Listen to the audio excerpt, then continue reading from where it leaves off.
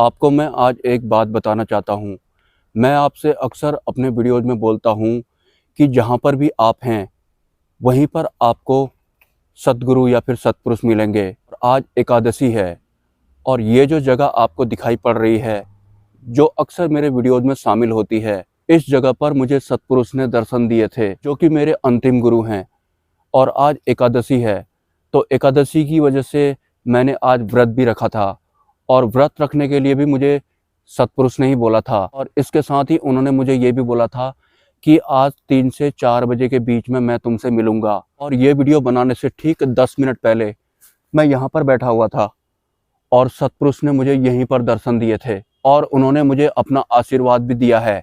उन्होंने मुझे बोला कि आज के बाद तुम्हारी सारी टेंशन ख़त्म, तुम्हारे सारे कर्मों का कोटा आज ख़त्म, फिनिश। उन्होंने मुझे ये भी बोला कि हम तुम्हें लेने आए हैं, तो तुम्हारे आज तक के जितने भी कर्म थे या फिर जितनी भी टेंशनें तुम्हारी थी, वो सब ख़त्म। और अब तुम जहाँ भी जाओगे, तुम जो भी करोगे, हमारी व्यवस्थाएं अब तुम्हारे साथ में रहेंगी।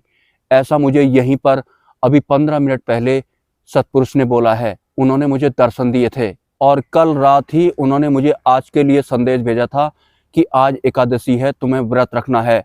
तो मैं इसलिए यहाँ बहुत जल्दी पहुँच भी गया था। वैसे आज से पहले जब भी मैं इस तरह की जगहों पर पहुँचता हूँ, तो सीधे सीधे मैं मोबाइल में वीडियोज़ वगैरह देखना शुरू कर देता हूँ या फिर कुछ और काम करना शुरू कर देता हूँ। लेकिन आज मैंने कुछ भी नहीं किया कि कल रात मुझे बोला गया था कि तुम्हें प्रत्यक्ष ईश्वर की इस इमेज को स्मरण में रखना है और इस मंत्र का जप करना है। ये दोनों चीज़ें कल रात मेरे साथ में हुई थी और उसके बाद आज मैं यहाँ बहुत जल्दी पहुँच गया था। तो आज मैंने सोचा कि एकादशी के उपलक्ष्य में डायरेक्ट जो भी वीडियो मुझसे बनेगा मैं बना देता हूँ। ये मैंने ऐसे ही बना दिया है। अक्षर ब्रह्म की महिमा जो होती है वो प्रेजेंट में होती है। जहाँ प्रेजेंट होता है वहाँ विचार नहीं होते हैं, या फिर जहाँ प्रेजेंट होता है वहाँ बुद्धि नहीं होती है। क्योंकि हमारी जो बुद्धि होती है, ये मेमोरी जो हमने इकट्ठा की हुई होती है, उसके अकॉर्डिंग वो रिएक्ट करती है। बुद्धि प्रेजेंट में काम नहीं करती है और मन भी प्रेजेंट में काम नहीं करता है। हमें विचारों में जाने के लिए या तो पास्ट में जाना पड़ता है या फिर फ्यूचर में जाना पड़ता है। और जो बुद्धि होती है वो भी मेमोरी के हिसाब से काम करती है।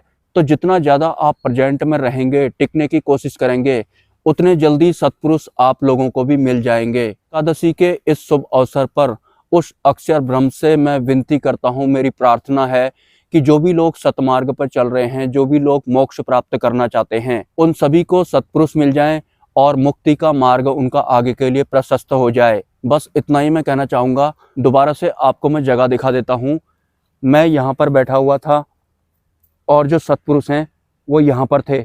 ये वाला जो पेड़ दिखाई दे रहा है आपको, यहाँ पर वो आए थे। अभी 20 मिनट शायद हो गया होगा इस वीडियो को बने हुए।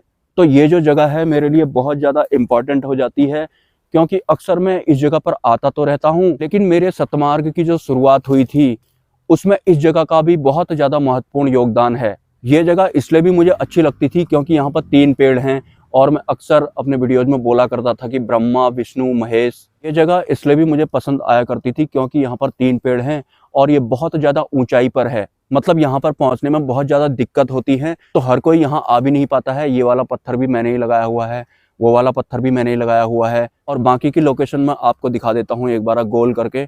और नीचे आपको रोड दिखाई पड़ रही होगी जो कि काफ़ी नीचे है। तो आज का दिन मेरे लिए बहुत ज़्यादा स्पेशल है। भले ही मैंने ज़िंदगी में कुछ भी किया हो, कोई भी मेरे अचीवमेंट रहे हों या फिर कितने भी ड्रॉबैक्स मेरे रहे हों, मेरी अच्छाइयाँ रही हों या फिर मेरी बुराइयाँ रही हों, या फिर बहुत सारे जो मेरे दुश्मन रहे हों या फिर दोस्त रहे हों, वो सब मैं भूल गया।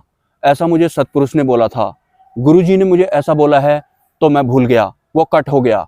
जो गुरु होते हैं ना, अगर उनके शिष्य के कोई कर्म रहे होते हैं बचे हुए, तो वो उन कर्मों को भी अपने सर में ले लेते हैं।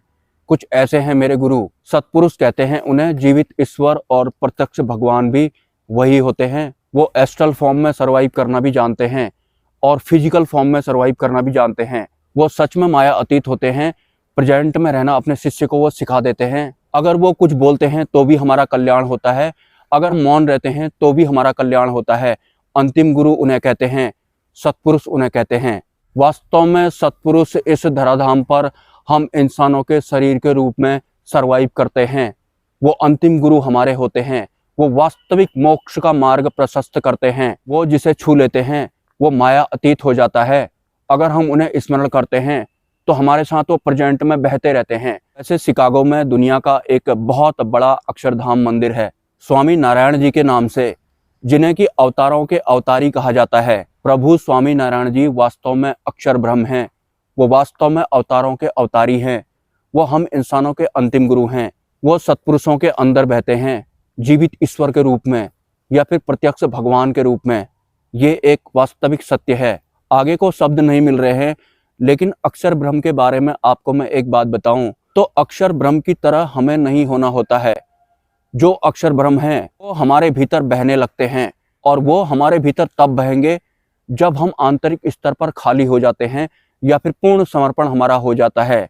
अक्षर ब्रह्म की तरह हमें नहीं होना होता है, मतलब हमें अपनी तरफ से उनके जैसे होने के लिए प्रयास नहीं करना पड़ता है। हमें अपने आप को खाली करना पड़ता है और वो हमारे भीतर उतर जाते हैं। Silent scan.